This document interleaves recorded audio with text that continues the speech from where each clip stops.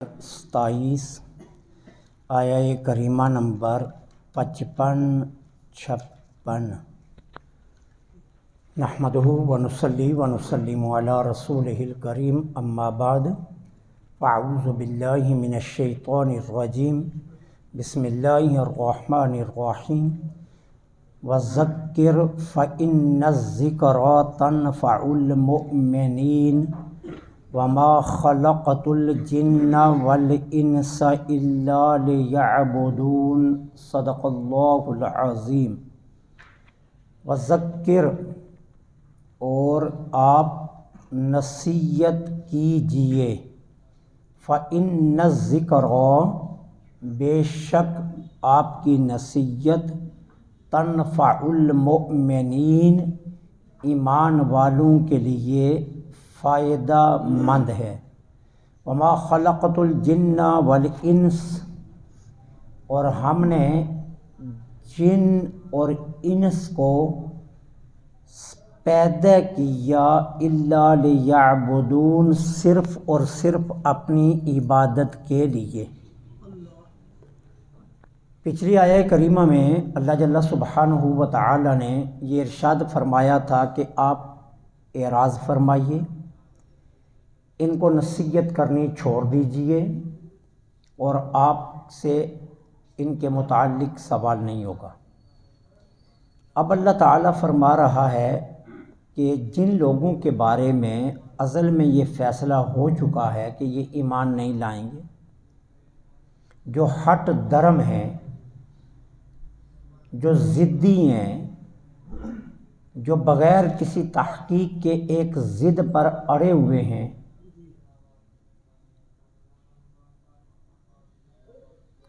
وہ تو ایمان نہیں لائیں گے۔ آپ انہیں نصیحت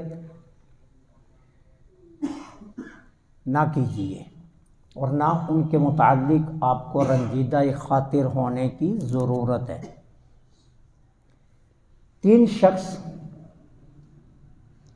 چپکے سے میرے آقا کو قرآن سنا کرتے تھے۔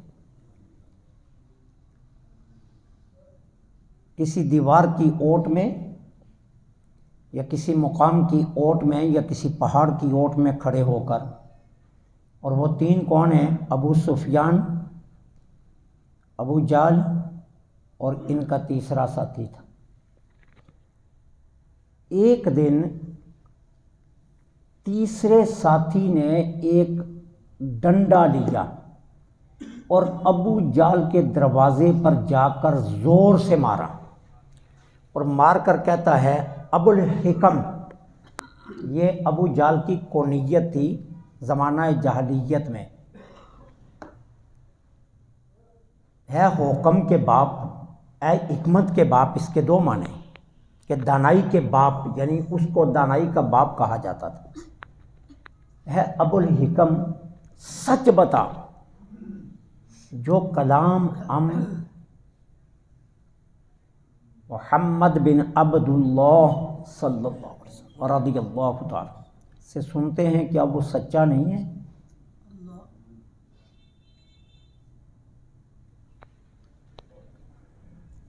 اب اس کے لیے یہ معاملہ معمہ بن گیا۔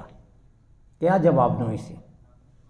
سچ کہتا ہوں تو پھنستا ہوں، جھوٹ کہتا ہوں تو پھنستا ہوں، لیکن اللہ نے اس کی زبان سے حق کہلوا دیا۔ کہنے لگا وہ کلام تو سچا ہے۔ کہتا ہے پھر قبول کیوں نہیں کرتا؟ اسی کا ساتھی کہہ رہا ہے اس کو، قبول کیوں نہیں کرتا؟ کہتا ہے غور و فکر کر رہا ہوں۔ وہ کہتا ہے تم غور و فکر کرو، میں چلا ہوں ایمان لانے۔ لیکن چونکہ یہ بہت بڑا اسلام کا دشمن تھا، اس کو روکتا ہے، روک کر کہتا ہے بات سن، اگر ایمان قبول کر لیا نا، تیری سرداری کا کیا بنے گا اور میری سرداری کا کیا بنے گا؟ پھر ہمیں سردار کوئی نہیں مانے گا، پھر تو سبھی انہی کو سردار مانیں گے، ہمیں کون سردار مانے گا؟ اب شیطان نے یہاں اپنا کام دکھایا اور وہ بھی ایمان لانے سے رک گیا۔ لیکن اس بات کا علم انہیں بھی تھا کہ یہ حق ہے، یہ سچ ہے، وہ تسلیم کرتے تھے، لیکن ایمان قبول کیوں نہیں کر رہے تھے؟ ہٹ درمی اور ضد کی وجہ سے۔ اب اللہ فرماتا ہے محبوب ہٹ درموں اور ضدیوں کو چھوڑ دیجئے اور ایمان والوں کو نصیحت کیجئے۔ اب سوال یہ ہے وہ تو ایمان لا چکے، اللہ فرما رہا ہے آپ کی نصیحت انہیں بہت فائدہ دے گی۔ وہ فائدہ کیا ہوگا؟ وہ فائدہ یہ ہوگا کہ جب آپ ایمان والوں کو بار بار ہدایت فرمائیں گے اور بار بار آپ انہیں نصیحت فرمائیں گے تو نتیجہ یہ ہوگا کہ ان کا ایمان اور مضبوط ہوتا جائے گا، ان کا ایمان اور مستحکم ہوتا جائے گا، ان کے ایمان میں اور قوت آتی جائے گی۔ اور دوسرا فائدہ یہ ہوگا کہ ان کی نسلوں میں ان کی وجہ سے قرآن کا یہ پیغام آگے سے آگے چلتا جائے گا، اور پیغام قرآن سن کر صرف یہ نہیں، ان کی نسلیں بھی مستحکم ایمان کی مالک بن جائیں گے۔ اس لیے آپ تسلسل سے ایمان والوں کو نصیحت فرماتے جائیں، انہیں ہدایت کیجیے، کیونکہ یہ ہدایت اور یہ نصیحت ایمان والوں کو فائدہ دے گی۔ ایمان تو لا چکے ہیں لیکن آپ کی بار بار ہدایت اور نصیحت سے ان کا ایمان مستحکم ہوگا اور یہ غیر متزلزل ایمان کے مالک ہو جائیں گے۔ اور ایسے مواقع آپ نے دیکھے کہ ایسا وقت آیا صحابہ پر جہاں پہاڑ بھی ہل گئے، لیکن صحابہ کا ایمان اتنا مستحکم تھا کہ وہ نہیں ہلے۔ ایک صحابی ہیں، ان کا نہ کوئی بھائی ہے، نہ بہن ہے، نہ باپ ہے، صرف والدہ ہے، اور وہ اپنی والدہ کے ساتھ رہ رہے۔ ایمان قبول کیا، آ کر اپنی ماں کو بتاتے ہیں میں نے ایمان قبول کر لیا۔ اب ماں کہتی ہے واپس لوٹا، وہ کہتے ہیں میں نے نہیں لوٹنا۔ اب ماں احتجاجاً کھانا پینا چھوڑ دیتی ہے۔ اب ماں سے شدت کا پیار تھا بیٹے کو، کیونکہ ایک ہی ماں تو ہے اس کی دنیا میں، اور کوئی رشتہ ہے نہیں ہے۔ اب پیار کی بھی انتہا ہے، لیکن ماں نے احتجاجاً کھانا پینا چھوڑ دیا۔ اب کہا کوئی بات نہیں، 1 دن 2 دن 4 دن ماں کو بھوک لگے گی، خود ہی کھائے گی۔ جب 3 دن تک ماں نے دیکھا یہ نہیں باز آ رہا، ماں نے اپنی چارپائی گھسیٹی اور دھوپ میں رکھ دی اور دھوپ میں لیٹ گئی اور کہنے لگی سن، اگر ایمان چھوڑا نہ اور کفر میں واپس نہ آیا تو میں اپنی جان دے دوں گی، اور سارا عرب کا معاشرہ تجھے ملامت کرے گا کہ اس کی وجہ سے ماں مر گئی۔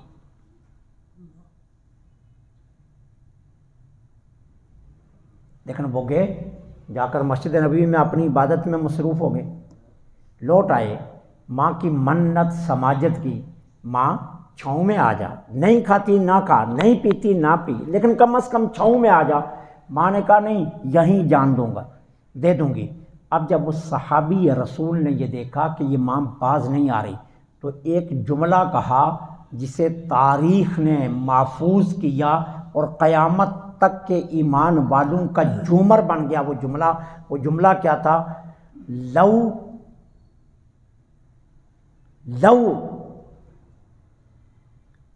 کان فی نفسک الف نفس خرجت نفسا بعد نفس ما ترکت رسول اللہ صلی اللہ علیہ وسلم۔ اماں تو ایک جان کی بات کرتی ہے، تیرے اس وجود میں اللہ 1000 جان ڈالے نا، ایک جان نکلے تو مجھے کہے رسول کو چھوڑ دے، دوسری جان نکلے تو ماں مجھے کہے رسول کو چھوڑ دے۔ ماں 1000 جان نکل جائے پرواہ نہیں ہے، رسول کو نہیں چھوڑ سکتا۔ ماں سمجھ گئی کہ یہ اتنا مضبوط مستحکم ایمان کا مالک ہو گیا ہے کہ اب یہ میری بات نہیں مانے گا۔ ان کے غیر متزلزل ایمان کو دیکھ کر ماں بھی کلمہ پڑھ گئی۔ یہ ایک نہیں، سینکڑوں مثالیں ہیں صحابہ نے جہاں ڈول جانے کا پورا یقین تھا، صحابہ پورے استحکام سے کھڑے۔ یہ اس نصیحت و ہدایت کا فائدہ ہے کہ ان کے ایمان میں اتنی قوت، اتنی مضبوطی، اتنی طاقت آ جائے گی آپ کے بار بار نصیحت فرمانے سے، اس لیے آپ ایمان والوں کو نصیحت کیجئے، وہ انہیں فائدہ دے گی۔ اس کے بعد فرمایا وما خلقت الجن والانس الا لیعبدون، ہم نے جن و انس کو صرف اپنی عبادت کے لیے پیدا کیا۔ یہ جملہ غور سے قرآن کا سن لینا، ہم نے جن و انس کو صرف اپنی عبادت کے لیے پیدا کیا۔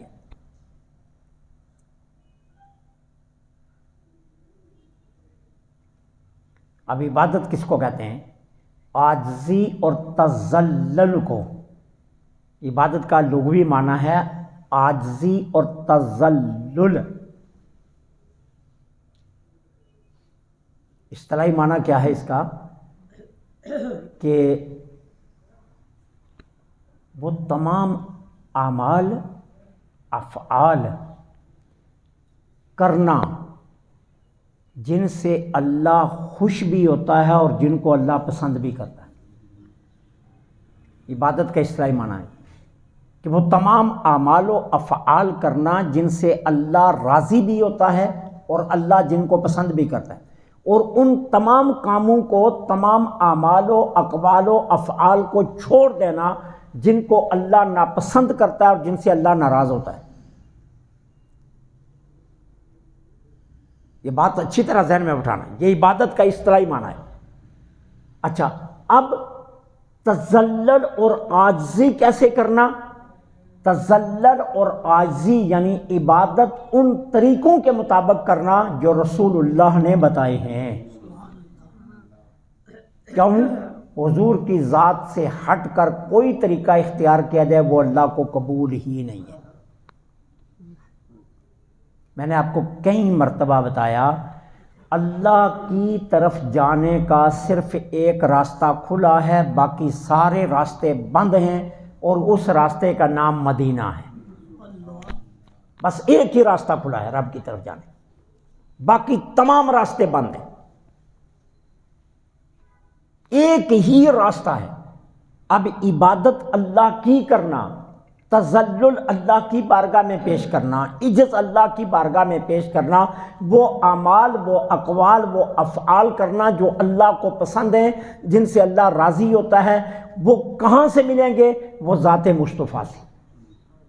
جو محبوب کی ذات سے ملیں گے اللہ صرف وہی قبول کرے گا، دوسرے قبول نہیں کرے۔